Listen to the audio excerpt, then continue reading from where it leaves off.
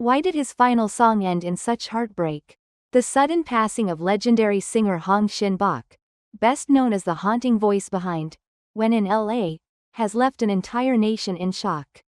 At age 72, the icon bid his final farewell. But questions remain. What caused his death? And why did his funeral move even the toughest hearts to tears? Join Red Carpet Revealed as we uncover the truth behind one of Korea's most emotional farewells. Why did the final curtain fall so quietly, yet leave behind such thunderous sorrow? The music world stands still. On the morning of April 6, legendary Korean singer and composer Shin Bok, best known as the soulful voice behind the 1978 hit, When in LA, passed away due to complications from a prolonged illness. He was 72, but it wasn't just the news of his death that sent shockwaves across the country, it was what followed. A funeral so drenched in emotion. Even longtime industry veterans were seen trembling in tears. And as the nation mourns, stunning new details have begun to emerge, rewriting the final chapters of a man whose music once lifted an entire generation. A voice that defined a generation. Born in Daegu, South Korea, in 1953, Shin Bok's musical journey began in earnest when he co-founded the Sejum Trio in 1977 with fellow artists Kwon Sung-hee and Jae Eun-hang. In 1978, the group would release When in LA, Nasung Gamyeon, a song that instantly captured the imagination of a country dreaming of faraway possibilities and Western freedom during a time of strict domestic conservatism. His velvet-like voice, tinged with longing and distant hope, became an anthem for young Koreans aching for escape, if not physical, then emotional. But after the group's second album featuring tracks like Oh, Oh, Oh, and White Wings, left the trio under mysterious circumstances. What came next shocked even his closest peers. The Vanishing Star. In 1980, returned under a new banner, Rainbow Trio, alongside Kim Young-soo and Ham Young-mi, and snagged an award at the TBC World Music Festival with At the Corner of Love. Yet just as suddenly, he vanished again. Industry insiders long speculated there was more to his withdrawals than creative differences. Rumors swirled about health issues, internal disputes, even financial betrayals. For years, was seen sporadically in composing credits, crafting hits like Is This Really Okay? And Lonely Lover, for rising stars such as Kim Soo-hee. Then, in 2022, at the height of the COVID-19 aftermath, something remarkable happened. Reappeared on YouTube. Through his self-run channel, he posted raw, heartfelt performances of old classics. His voice older but still soulfully intact. In each video, behind his gentle smile and neatly combed hair, viewers could sense something deeper, a man racing against time. The hidden illness. What fans didn't know then was that Shin Bok had been undergoing dialysis for nearly 30 years. A quiet battle with chronic kidney disease had shadowed most of his adult life. Despite the pain, he never let his suffering take center stage.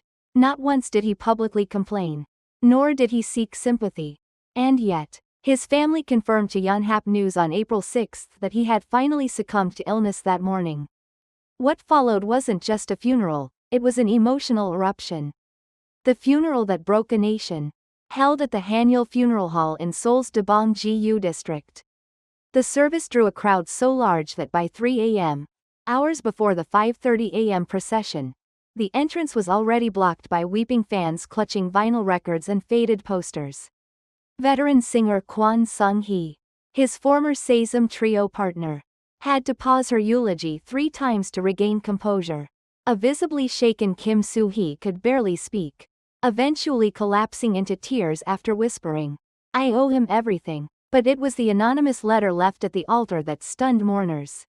Written in delicate handwriting, it read, "To the man who sang of a city we'd never seen, yet made it feel like home, thank you for giving us dreams. Forgive us for not knowing your pain." Beside it was a single cassette tape labeled, "Demo. Unreleased, 2024. Yes, Shin Bok left behind one final recording. The last song. Family members confirmed that shortly before his death, had been working, quietly and obsessively, on a new version of When in LA, unlike the original. This version was acoustic, slowed, and filled with the fragile breath of a man bidding farewell. Industry executives have already begun restoration of the tape, with plans to release it as a posthumous single titled, Return to LA. A music video is also reportedly in the works, using unseen footage from his YouTube channel and interviews never aired. In exclusive interviews with family members, close friends, and fellow artists, Red Carpet revealed uncovers never-before-heard stories that paint a vivid, heartbreaking, and deeply human portrait of the man millions admired, but few truly knew. Lee Min-kyung, his wife of 41 years, sat in a quiet room beside the altar at Hanil Funeral Home. Surrounded by framed photos, condolence wreaths, and a single cassette tape. Her eyes, though tired, gleamed with clarity. He was in pain every day. 30 years of dialysis, but he never let anyone know.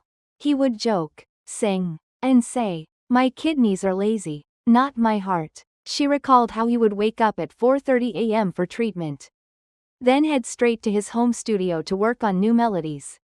Just a week before he passed, she whispered, "He told me, if anything happens to me, don't let my final demo get lost. It's called Return to LA. It's not for the charts. It's for the people who waited for me." The son who grew up in silence, his only son, Hong Jae-hoon, 36, spoke publicly for the first time. He was a quiet father.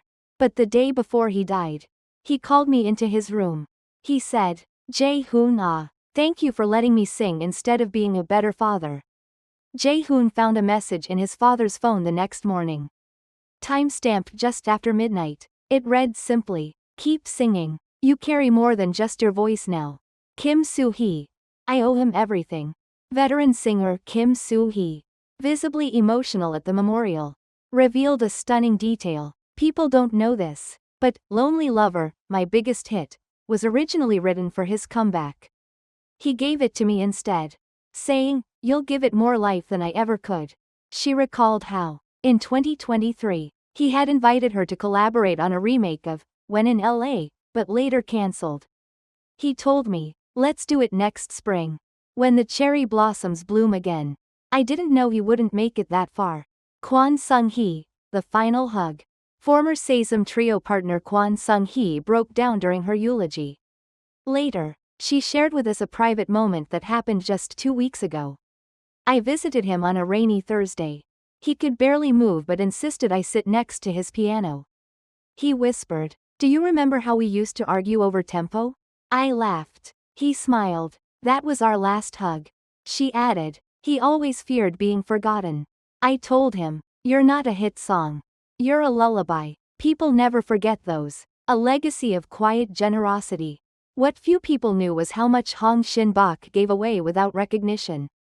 According to industry sources, he had been anonymously funding scholarships for underprivileged music students for over a decade. He once said, "If my royalties can help someone buy a guitar, I've done enough." Several of his former students, now working as session musicians and indie artists, attended the funeral in silence, wearing black ribbons marked with one word, "Teacher."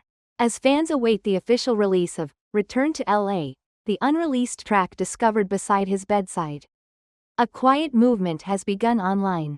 Fans are re-uploading his YouTube videos, pairing them with their own tributes, voiceovers, and piano covers. A singer is gone, but a voice remains. In the end, Shin Bok didn't just leave behind a career. He left behind a feeling.